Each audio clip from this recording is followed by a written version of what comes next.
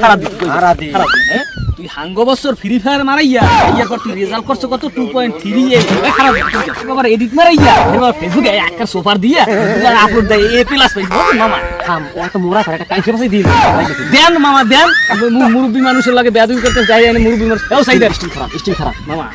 আমাদের একটা বুদ্ধি আছে নাম করি ওই যেহেতু একটা বাটপারি করছে তোর লাগে একটা বাটপারি করতে তুই এবার কি শুনছ নি বাটপারিটা দিয়েই আমি খাইবে না কি তো বুঝলি